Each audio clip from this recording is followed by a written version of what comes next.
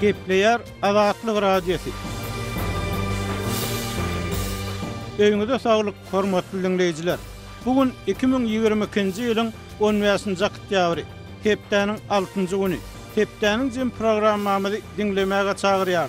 Onu Pragadak studiodan men Ýogşan Anna Urban alyp barýarym. Hormatly dinleyijiler, bu hepde Azatlygyň websaýtyna Türkmenistanyň internet torunyň tyrligi ýene petelýär. VPN-ler petiklenýär. Türkmenler ortaýetdäki harby mobilizasiýa garamazdan bir ýurda göçmegini dowam etdirýärler diýen atlan çap edilen habarlarymyz we gepleşiklerimiz iň köp okulanlaryň we iň köp dinlenenleriň bäşligine giripdir.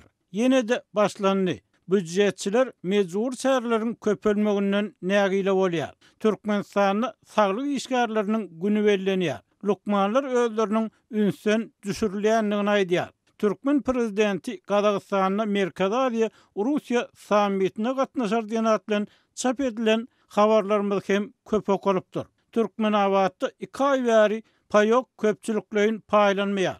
Türkmen ýaşlarynyň oku üçin goşun urlugyny ýyla süýşürmek baradaky ardalary ret edilýär. Türkiýeden Türkmenistana aşmagyň çykdyjylaryny her kim çekip bilmeýär diýen atlan çap edilen gepleşiklerimiz hem iň köp dinlenenleriň bäşligine girdi. Şeýle-de bu hepde websaýtymyzda türkmen görnüşleri 40-njy hepde atly foto sergimiz köp görülipdir.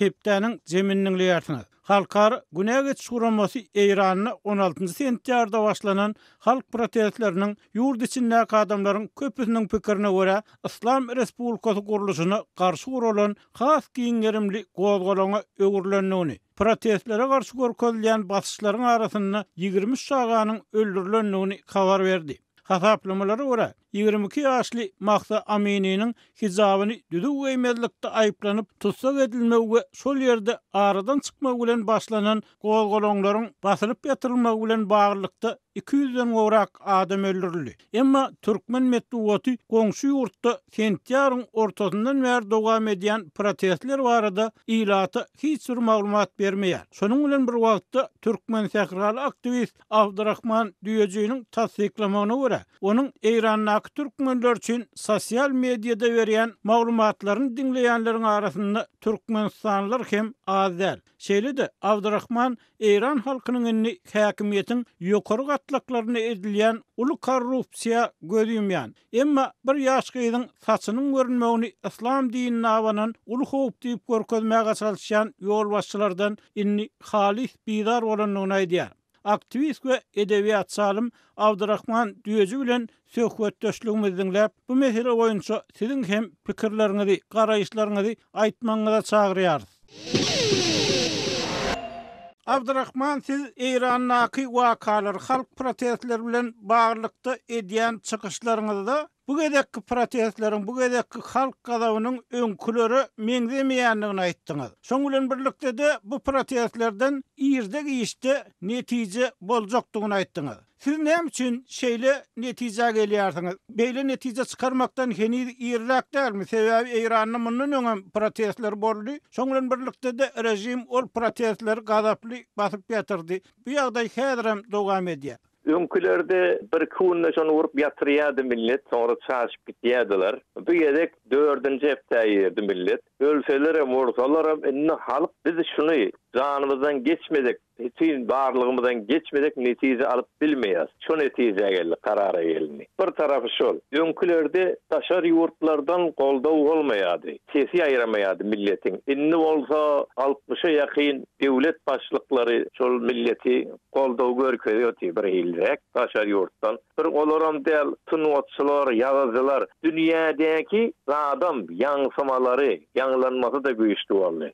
Şuna bir zat düşünmek gerek da revolüsiýa diýanyň bir kunna bolup tuturýan zat däl. Ol zat harbi darba bolsa bir kunna ütgeýär rejimler. Revolüsiýa bolanma şol bir kille şonu netije alyp bilse olu da. Eger şol revolüsiýa bir kunna ýatmaýan bolsa, 4-nji hepde giren bolsa, şu prosesde de millet azalman etem köpelen bolsa, öldürülen bolsa, öldürelenden korkman köçä çykýan bolsa, şon dewam etjegi şol. Birem şunu kabul etmeli. Bir millet bir nokta gelýär, bundan başga menden näme alyp biljekler diýe. Indi men diňe janym aldy diýe. Şol üçin men eger şunu üýtgetmesem, bize gelecek yok, aydınlık yok, çağalarımız da şunu görecek, tarihte de şöyle bir ütkelen bolacak diýär, hemije garaňky bolup durjak ýagdaýymyz diýip, şo nokta gelenden sonra halk ondan sonra köçä çykýar. Abdurrahman, ýagny siz onno şu Eýranyň rewolýusiýa ýagdaýy hakykatdan hem emele geldi.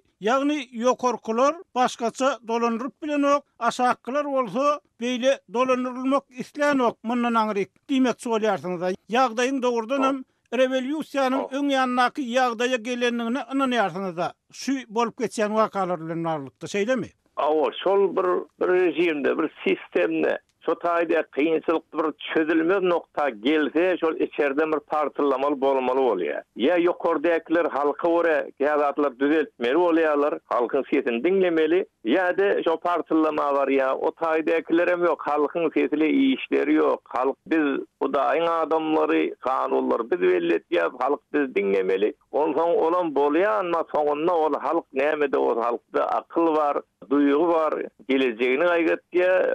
Şo taýda bulardan peýda ýok, hiç üýtgedik bolmaýar, indi muny agdarmaly netije gelýär soňuna. Şo netije gelenden sonra millet saklap bolmaýar onda. Birem birek bilen bile çykylýar. Öňkülerde millet urup ýatyrdylar, millet tejribe galanýar. Indi näme etmeli, nähil dewam etmeli? Şoň ýoluny öz ýagdaýlaryny, öz şertlerini tapýarlar we dewam etýärler. Birem şeýle bir ýagdaý bar. Millet näçe şon dewam etse, ýokardakylarym ýoş-ýoş haýallaýar. Bu işleri azalýar. Sebäbi bulary basyp ýatyrjak kimlerdir? Ýani eskeri güýçlerdir, harby güýçlerdir. Olaryň hem halky urup da gerek bilmeýär. Az adam ýokarda peýda bolup, padşahlyk sürüp, keýip görüp beren az adamma aşağı şol harby güýçlerim oňam dogany we garyndaşy we olam hemşerisi we o şäherdeşi we olar öldüresi gelip durmaýar. Şol üçin üç azalýar ýokardaky diktatorlukdan millet näçe şon dewam ediberse güýçlenýär o tarapdan. Inni Eýranly türkmenleriň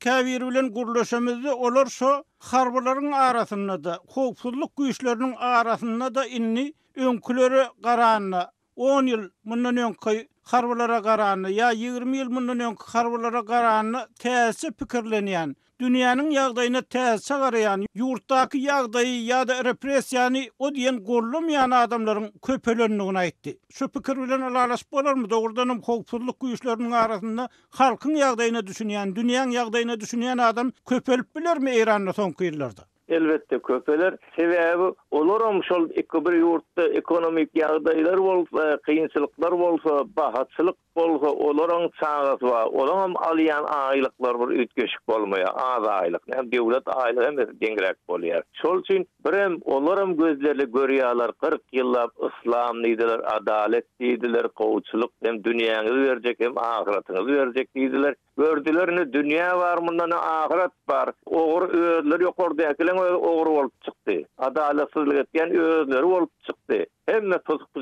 ýokardakylardan çykdy islam adyna. İslam oýnadylar. Ondan bularda da akyl bar, onu göz ýetirýärler o harby güýçleri. Biz kim üçin savaşyp ber, kime hyzmat edip ber diýip, halkyň ýygyrýan sesi olan sesi bolup durýar. Halky düşünýärler, sebäbi o kynçylyklary özleri ýaşaýar bilen. Ondan ýoş-ýoş halka tarap geçmäge başlaýarlar. Şu wagtda azyk tenegem o taýdan bu taýdan çykyş etýärler bolýar biz halk tarapynda diýip. Ýöne şu gidiberse ýani aýaga almalar, ilerde mundan hem köpek geçerdi yani şonu ýazyrak düşünýär. Türkmençilikde morlaň diýennet emma edennetme diýen bir söz bar. Bu Eýranda da siziň edýän gurruňyzdan çen tutulsa şeýle bolanýar. Ýagny siz ýokarkylaryň şo morlary rejiminiň başynda durýan adamlaryň ogurluk edýänligini aýdýaňyz. Bir tarapdan şo rejimlere garşy esasy güýç korrupsiýa bolup durýar. Olaň korrupsiýanyň içine näçe köp düşündigiçe halkyň gözünden nüşýänligi, güýçden gaçýanlygy aýdylýar.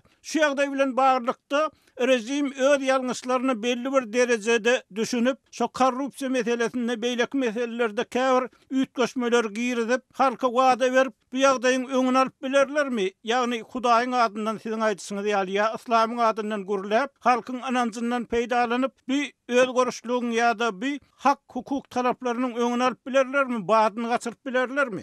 Ýa-şuna ol korrupsiýa bu işiň diňe bir tarapy. Eğer ideologiya rejimi olan son, özüm esasınam şiirizlik, şayizliğe göre kuran son, bu daşar yurtlarda da nirede şayı olsa, şolar kellesini sokup, şolara pul verip, bu işe verip, şu taydan olur da kollamaya başladı. İran'ın özü milleti şol goruk çekmiyorke, pulsuz bahaçılık bolup diyorke, petrolün, neftin pullarını olara paylanmağa Suriye'de, Yemen'de, Lübnan'da, siz Livan'da olmalı, Lübnan'da şol yurtspayış, nirde şayı olsa berip, ondan millet şikayetçi. Sen ne gel öz yurduna bak, öz vatana bak, ola bir neyem işin var diyer. İkincim, käbir inançlar var, olar o geçip bilen o dinin adını, mesela başörtü diyeli, izzat diyeli. Millet isleyen biz azat gezecek, isleyen sen örtünmesin diye. Olur mecburi hükmen örtmeli. Ondan bulara şonu mecburiyetten ayır diysen, anırdayak oturan ahun mualla ayetullarla var da vay din ellen gidip var ya, din darlatıp var ya. Ol adalatsız olsa din ellen gitmeye, korrupsiya olsa din ellen gitmeye, başka millete sen pulun aşağıları harcetiler din ellen gitmeye, yani şu satçı görünse din ellen gitmeyemiş. Şol için ulu komur çözülmez nokta geliyor da, olur öz ideologiyasından geçip bilen o halkam azatlı ıslıya bir taraftan. Bütün şunları üyüşüp ondan bir içeriden bir partılama sebep oluyor. Inni siz umumi ýagdaý aýtdyňyz, düşünürdiňiz. Eýsem bu meselede, bu ýagdaýlar bilen baglykda, bu halk protestleri bilen baglykda türkmenleriň ýagdaýy nähili? Türkmenler bu meselelerde, bu ýagdaýlarda tomoşaçy bolup oturmy ýa türkmenler bu meselelerde öz pikirlerini aýtmaga çalışýarlarmy? Türkmenler elbette şol internet rahatda hemmesi ýazyp otdy. Üýüşmeli, zat etmeli. Ýöne şöyle bir ýagdaý bar. 43 ýyl mundan öň rewolusiýa bolanda Iranda en katı duran halkların bir Türkmenler oldu. 2 ýyllapda savaştılar ýokardakylar bilen. Ondan katı horladılar Türkmenler. Öldürdüler, kaçan kaçtı, atılan atıldı. Tutsak edildi. Şol için Türkmenler bir yere gözleri korkarak. Yine de şollady kaytalasılar gelmeyer. Şol için bir görecekler. Nire var ya? Yeni bir adamı degecek mi ya? Önküğünü yaşayacak mı biz? Yönü şoňa Ramazan, ýa-ni Küçekde öňem Kümmet şäherinde Türkmenler koşuldy çykdylar. Yönü bular hem işede ýokardakylar Türkmen ýaly azlyklary galanzy bir rehimsizlik bilen basýarlar şonu. Şoňam 150 adam tutuldy Kümmetden. İçinde gıýyleler hem bardy. Ondan bular dewam etdi. Ondan ikinji gerek Türkmenler şoňa garşy bir turjak boldular. Her yerden turmal ettiler. Onam devlet eşdi şu gıyırlar rahatları yoşa çıkardılar tutsaklardan. Bu her yerden galıbı teyinde Türkmenler de galıbı boş çıkardı. Şol için Türkmenler her çekilip durdu olaram çıkarılandan. Hem geçmişte görevlileri var. Yöne her yerden fikirlerini aydı otuyorlar, kollap, duğular, arasında duvarlara, şağarlar, yazıyalar duvarlara, sloganlar atılıyor. Yönü olara göre biraz şu önkü ýagdaýa göre biraz ýoşrak diýende atpada. Gurrunma şu ýoşrakdan dolar Türkmenler. Dogry. Inni Abdurrahman, siz öz çykyşlaryňyzda, sosial mediadaky çykyşlaryňyzda Türkmenstanlaryň hem dinleýänligini aýtdyňyz. Eýsem bu wakalar Türkmenstany nähili täsir ýetirer? Aň düşünje wagtda, pikir wagtda elbetde. Men Türkmen sehrabız için gurrun veriyordum. Sebebi Türkmenistan çiğnem aladetiyallar azel. Yöne inni dünyadaki serhetler ağırdan ayrılıptır. YouTube'a koyan atlayan adın gurrunu o bir dinle Türkmen sana İran'la kalmaya. Türkmenistan'ım dinleye, başka yurtlarım dinleye. Ol halkara olup gidiyor. Şol için hükmen olara tesir yetirir. Onların fikirlerin bize tesir yetirir. Ol ruhi bağlanışıklar bolur. Türkmenistan'daki de ýagdaýdy, halkyň ýagdaýy bizden awdal mykadiýan. Belki de bizden biraz ýyrakda mykadiýan. Sebäbi o taýda 70 ýyllyk bu kommunizmiň täsiri bar da. Halklar tek bir taraply görüş garaýyşken dünýä fikirlerini gözlerini açmany milletiň çoň täsiri soňra da bular hem täze rejim hem şol türkmenleriň gözlerini açylmagyny islemedi. Ýöne biziň atballarymız meňzeşrek. Biz bolsa bu taýda Iranda çekip ýörüs zulümleri. O taýyk O tarafı Türkmenistan, Türkmen yurdu ösüp güllep gidivermeli, demokrasiya olmalı. Ben olarla inanýan, ýöne görýän olanam ýagdaý bizden gowy däl. Türkmenem bolsa şol demokratik bolmasa ol gowy däl eken başgalardan. Şol ýanyp ýören känä kynçylyklar olary bir-birden sanap aýtsak özüni kabul ýansaňyz. Ýöne türkmenler birekden gowy tarafy dilimizi ýitirmedik. Dilimiz birimizi düşünüp bilýär. Şol dil arkaly da bir-birimiz pikirlerimizden yararlanyp, haýyrlanyp biler.